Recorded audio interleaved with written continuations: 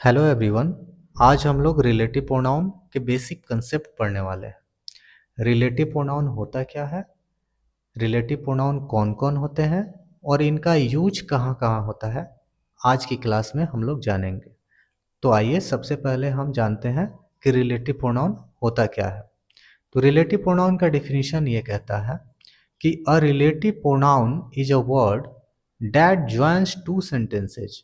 यानी कि relative pronoun एक ऐसा शब्द होता है जो दो सेंटेंसेज को आपस में जोड़ने का काम करता है and gives more information about a person और थिंग। यानी कि ये एक्स्ट्रा इंफॉर्मेशन देता है किसी पर्सन या थिंग के बारे में, यानी कि कोई नाउन के बारे में एक्स्ट्रा इंफॉर्मेशन भी देने का काम करता है। अब एग्जाम्पल से समझते हैं। The boy who is playing is my brother. ठीक है, तो यहाँ पर कहा जा रहा है कि वह लड़का जो खेल रहा है मेरा भाई है। ठीक है, तो यहाँ पर जो हु है वो क्या कर रहा है, इस लड़का के बारे में एक्स्ट्रा इन्फॉर्मेशन दे रहा है ना। यानी कि वो लड़का क्या है, भाई है ना, मेरा भाई है।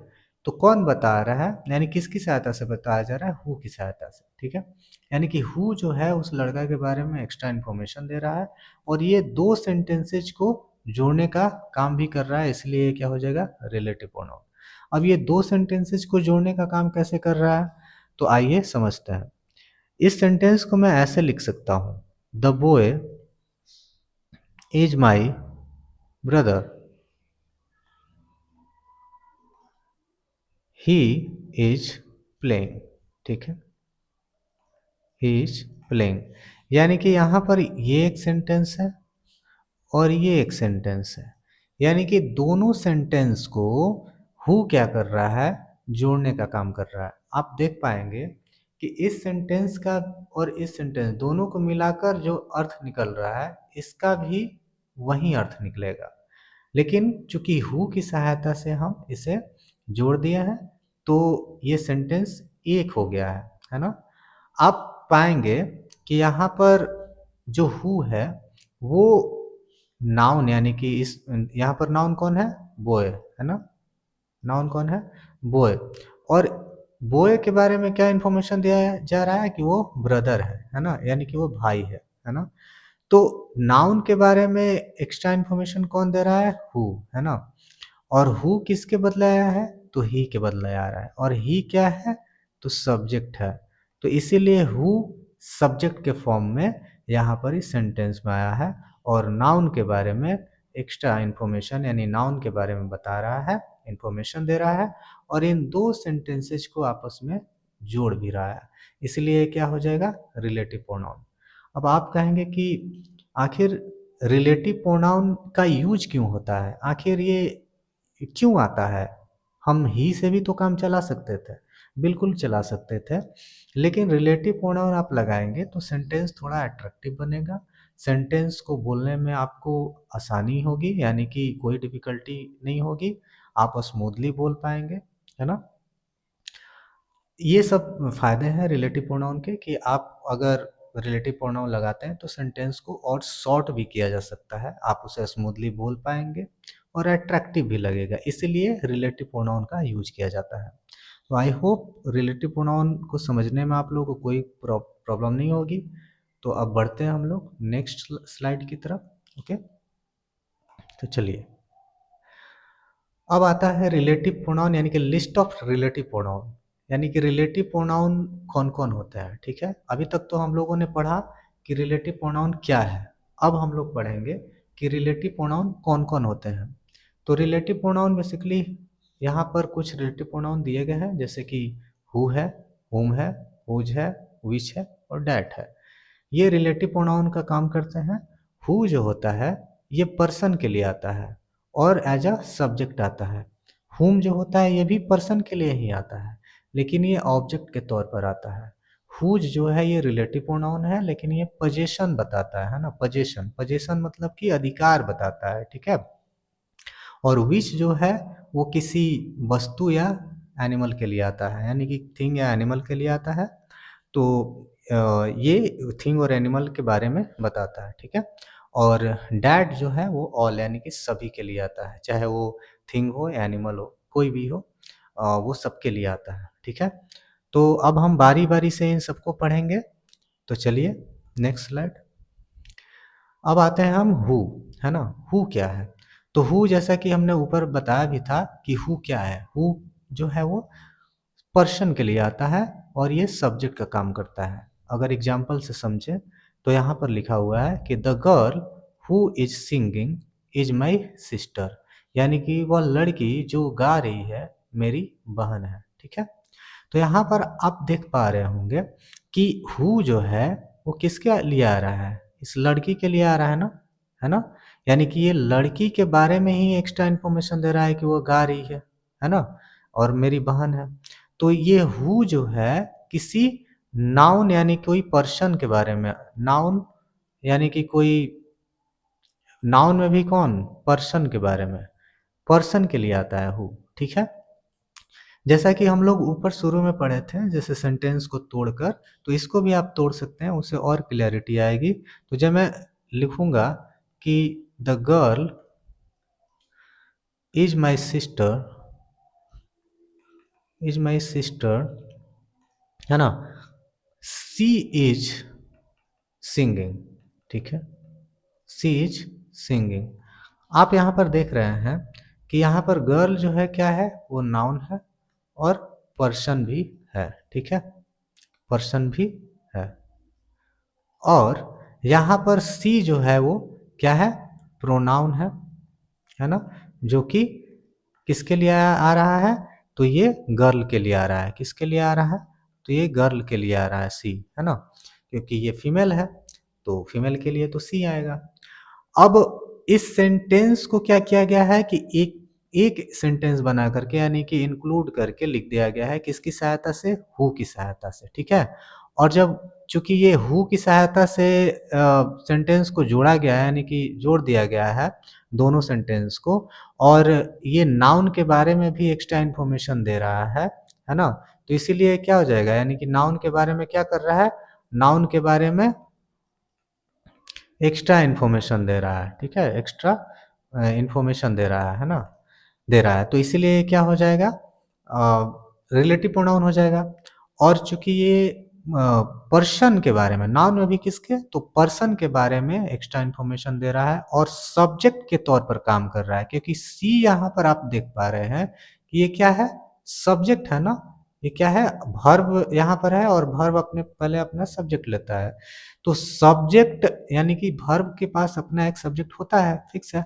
तो सी के लिए ही ना यहाँ रखा गया है, यानी कि सब्जेक्ट के तौर पर यूज हो रहा है।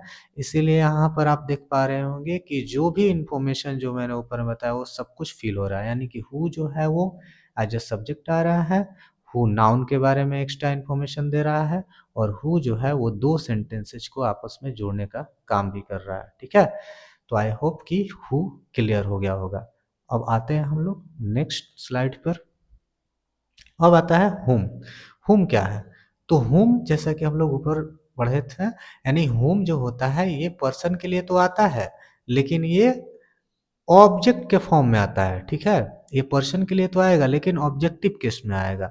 जैसे यहाँ पर एग्जांपल से आप समझेंगे कि the boy whom I saw was crying. यहाँ पर आप देख रहे हैं कि जो whom है वो ऑब्जेक्ट का काम कर रहा है, ऑब्जेक्ट का। कैसे काम कर रहा है ऑब्जेक्ट का? तो मैं अगर इस सेंटेंस को तोड़ कर लिखूं तो आप पाएंगे, जैसे देखिए द बॉय वाज क्राइंग, है ना? द बॉय वॉज क्राइंग, और यहाँ पर होम जो है, और तो ये कहाँ चला जाएगा? जैसे कि मैं लिखूँ ये वाला, आई शॉ, आई शॉ द बॉय, ठीक है? यानी कि द बॉय वॉज क्राइंग यानी कि वो लड़का चिल्ला रहा था या रो रहा था या करा रहा था। आई सॉ द बॉय यानी कि मैंने उसे देखा, है ना? मैंने उस लड़के को देखा, ठीक है? तो यहाँ पर द बॉय जो है वो वर्ब, यहाँ पर सॉ क्या है? वर्ब, और वर्ब अपने पहले क्या लेता है? सब्जेक्ट, ठीक है? और अपने बाद क्या लेता है? ऑब्जेक्ट। तो आप देख पा रहे हैं कि यहाँ पर द बॉय के लिए हूम आ रहा है ना? यानी कि आई द बॉय यानी कि लड़का, वो लड़का वाज क्राइंग यानी कि रो रहा था, चिल्ला रहा था। whom I saw यानी कि जिसको, यहाँ पर जिसको का सेंस आ रहा है। यहाँ पर आप लोग देख पा रहे हैं कि whom मतलब मैंने बताया भी है कि जिसे जिसको का सेंस आता है इसमें, है ना। तो जिसको मैंने देखा, है ना। तो आई सॉ द बॉय, मैंने लड़का को देखा। तो किसको देखा? लड़का को देखा। यानी कि किसको देखा? जिसको देखा, यानी कि ये क्या आ रहा है?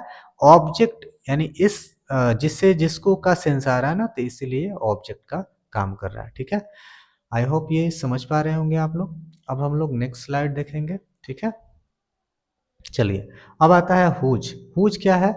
हुज मतलब होता है जिसका और जिसकी, है ना। हुज मतलब क्या होता है? जिसका, जिसकी, जिसके, है ना।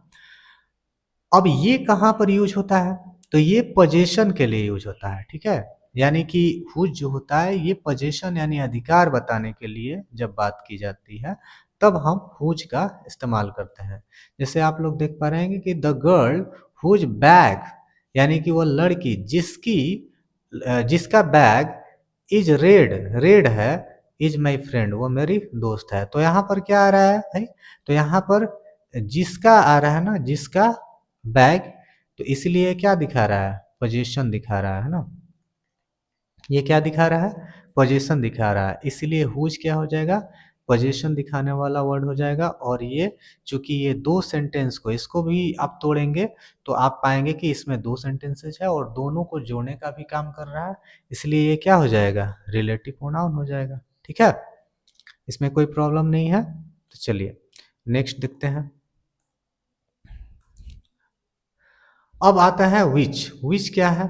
तो विच मतलब होता है जो, यानी कि ये कोई वस्तु या कोई जानवर के बारे में जानकारी देता है। ठीक है, तो विच जो होता है वो कैसे आता है? किसी थिंग और एनिमल के बारे में तो देता है, इतना समझ गया। लेकिन ये सब्जेक्ट और ऑब्जेक्ट दोनों फॉर्म में आता है ना।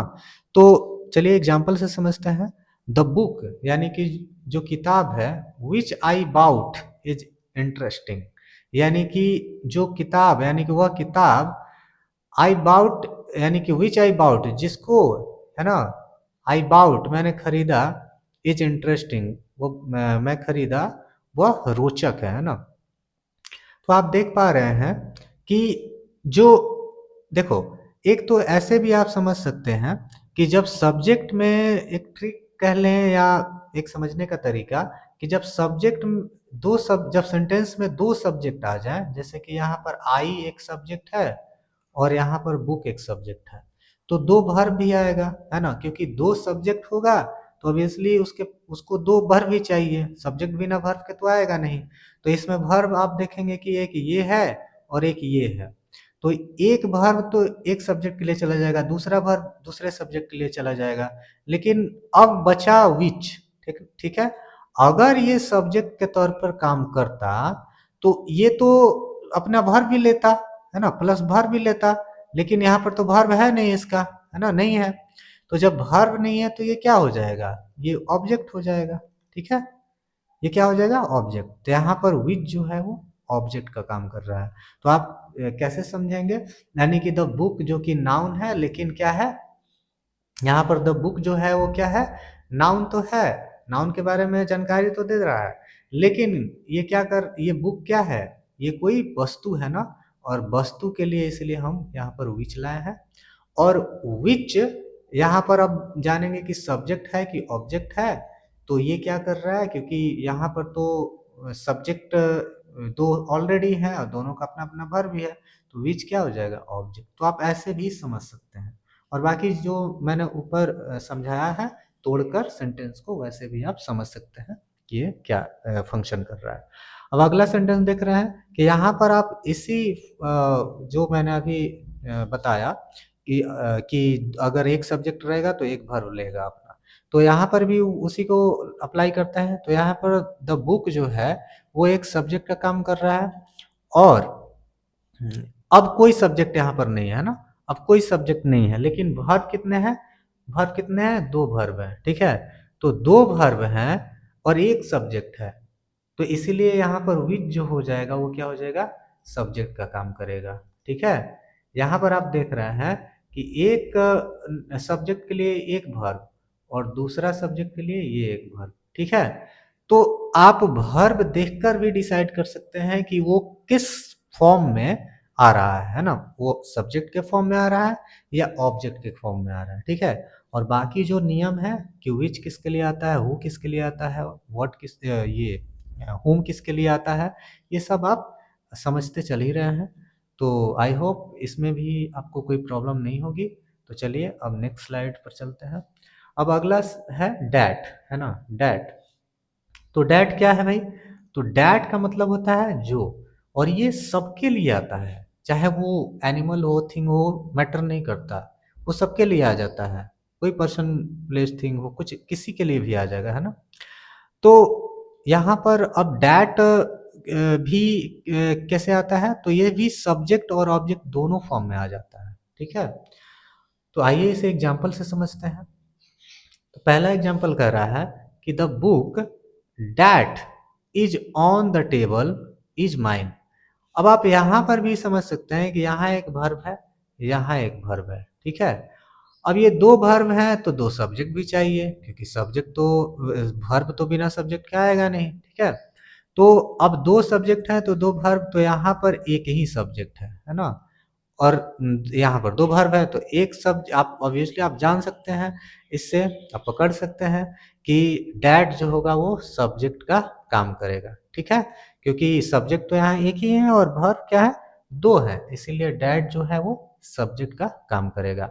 और चूंकि ये द बुक क्या है, ये कोई थिंग है ना, कोई वस्तु है ना, थिंग है, ठीक है। तो थिंग के लिए आ रहा है ना, थिंग के लिए आ रहा है तो आप डैट लगा सकते हैं। ये मैटर नहीं करता है कि वो थिंग है या क्या है, आप किसी के लिए भी डैट का प्रयोग कर सकते हैं। जो के सेंस में, जब भी जो का सेंस आए तो आप डैट का प्रयोग कर सकते हैं। अब नेक्स्ट एग्जांपल देखते हैं। The book that I bought is interesting. आप यहाँ देखेंगे कि अब अगर आपको ये तो समझ रहे हैं कि डैट आ रहा है, बुक है, यानी बुक कोई थिंग है ना। तो थिंग के लिए तो डैट आ ही जाएगा, तो डैट तो सही है। लेकिन आपको ये देखना है कि ये डैट क्या सब्जेक्ट है या ऑब्जेक्ट है। तो आपको पहले नाउन पकड़ना होगा, ये वर्ब पकड़ना होगा। तो वर्ब इसमें एक ये है वर्ब और एक ये है पूरा वर्ब, ठीक है। तो आप देख रहे हैं कि दो दो वर्ब है, और दो दो वर्ब है तो दो दो सब्जेक्ट भी चाहिए। तो क्या दो सब्जेक्ट है? तो हाँ है, एक द बुक नाउन है, यहाँ पर सब्जेक्ट का काम कर रहा है, और एक आई यहाँ पर सब्जेक्ट का काम कर रहा है, ठीक है। आई जो है एक सब्जेक्ट का काम कर रहा है। तो डैट तो एक्स्ट्रा हो गया। तो डैट जब एक्स्ट्रा हो गया तो ये सब्जेक्ट का काम तो करेगा नहीं, ये किसका काम करेगा? ऑब्जेक्ट का। और बाकी जो रिलेटिव प्रोनाउन का कॉन्सेप्ट होता है कि ये नाउन के बारे में एक्स्ट्रा इन्फॉर्मेशन देता है और ये दो सेंटेंसेज को जोड़ने का काम करता है, वो तो कर ही रहा है ये। तो ओवरऑल हम कह सकते हैं कि डैट जो कि रिलेटिव प्रोनाउन है यहाँ पर, और ये किसका काम कर रहा है? तो ऑब्जेक्ट का काम कर रहा है, ठीक है। तो आई होप ये भी आप लोग समझ चुके होंगे। तो अब हम लोग आते हैं नेक्स्ट स्लाइड पे।